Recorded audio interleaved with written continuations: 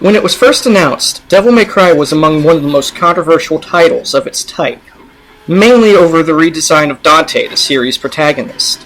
He went from white-haired anti-hero with a cocky attitude to looking suspiciously like Ninja Theory's head. Black hair, emo haircut, and even same expressions. Is that enough, though, to make this game bad, or is it just a different view on a new remake of a series? The least I could say about Devil May Cry is, it's not the worst game ever made. The gameplay is fairly solid for what it is, a hack-and-slash fighting game, essentially. Basing all the scores off of combos and different techniques for fighting, Devil May Cry does what it's supposed to do in its gameplay. The graphics are serviceable, but that's where all the good ends. Well, I shouldn't say all the good. There are remnants of a story that would have been excellent if executed properly. You play as Dante, trying to find the demon Mundus. Mundus is trying to rule the world through debt, and while this is an interesting way to go about a plot, especially in our economic turmoil era right now, it doesn't work as well as it's supposed to. What's supposed to be a game about liberation from demons ends up ripping off so many different shows, video games, and movies, and taking such a spin against Republican government, or even sometimes terrorism, or pro-terrorism, that it becomes downright and plainly offensive. In one section of the game, you're trying to save your group. One of them gets arrested by having the American police shoot her in the chest after she surrenders and kick the crap out of her. This is a blatant pull at the assassination of another terrorist that we did last year, with rumors sufficing of killing a so-called unarmed man, and then this happens in the game. The only non-offensive part of that is the boss battle with Bob Barthus, or Barbus, whatever pronunciation they decide to go with, where he's obviously a take of Bill O'Reilly, down to the point where he says, "We'll do it live." It's funny, but that's about the only funny moment in the game. Ranging from being pro-terrorism, anti-American, to downright disgusting, to a point where one of the characters shoots a pregnant woman in the stomach and watches the baby die. If you're into a dark storyline, maybe that's good for you? But it comes off as just sick, especially when 5 minutes later, your character stands up for that person and says, well, we needed to do it. It may seem like I'm delving into spoilers in this review, but believe me, it's not really a spoiler, especially once you get to its laughable ending. As I've mentioned before, a lot of this is taken from other material. You have the drink being made out of slime produced by a queen demon, taken out of Futurama with the Slurm episode. You have Bob Barbus being Bill O'Reilly, essentially. You have bugs that you have to kill just for points. Exactly like Splatterhouse. In fact, some of the enemy designs are so close to Splatterhouse that I couldn't tell the difference in the beginning of the game between the two other than graphics. Even the levels are kind of designed from that, with warped walls that you can walk on. Now, that's not necessarily a bad thing. A lot of people claim there's not an original idea left in the world.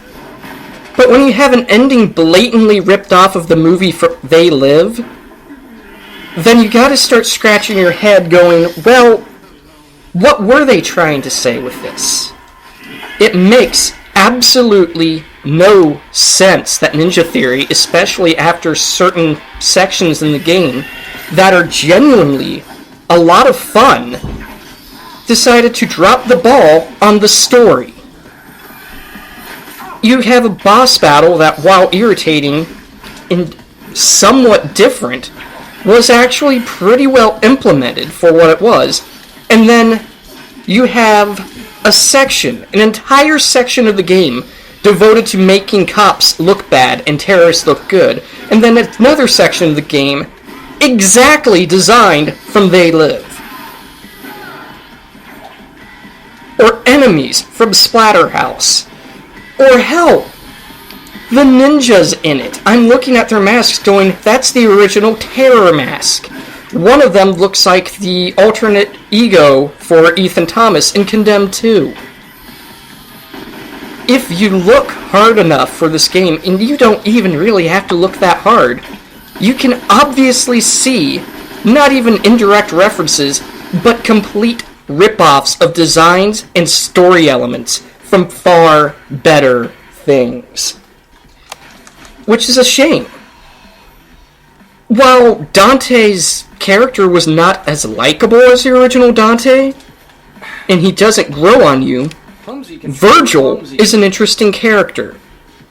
And he's the only interesting character in the entire game, up until he does something so stupid and out of character for him, especially in this game, that you have to start scratching your head as to why it was even there. And then there's the predictable final boss. This game is 20 missions long, and for the life of me, the 20th mission feels so hackneyed and stupidly implemented that I was wondering why they didn't just stop after the 19th mission. I'm not going to spoil it, because the 19th mission's boss is, while easy, at least interesting. But the final boss is so unlike anything in this game. It's hard to describe. It's the only boss battle where you're not on the offensive. And it took me one failed attempt to figure out what I was supposed to do. By accident.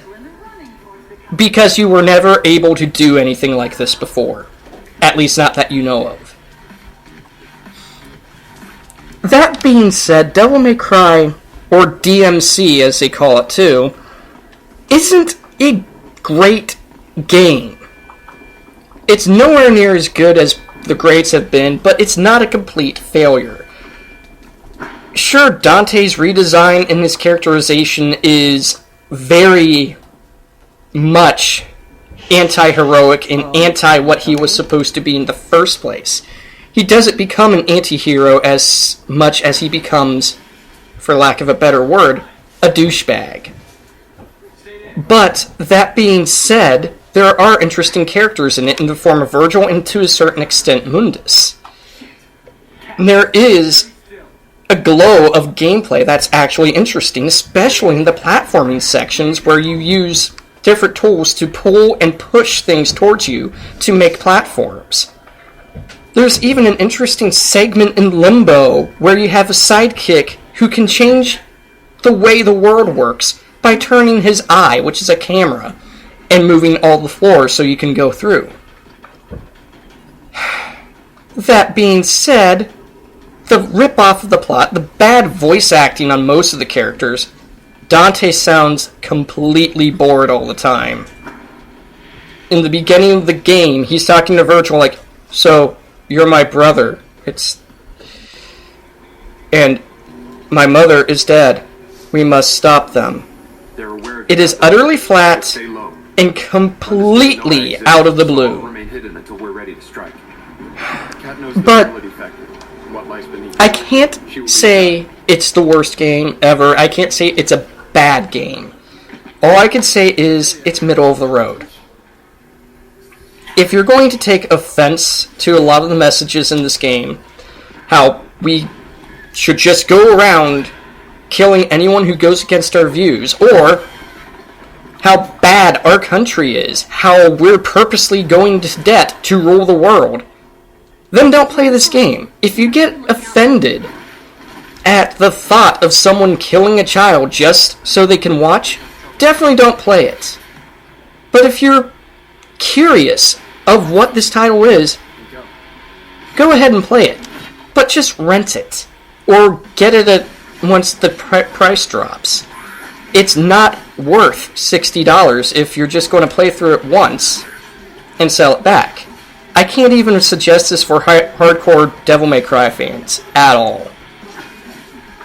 If you're looking for something different, or you expect the reboot to be at least interesting, and you know for sure you're going to play through it multiple times without being offended, that's going to be a small group of people, I have a feeling. I may be wrong. That's the only group I can suggest it to.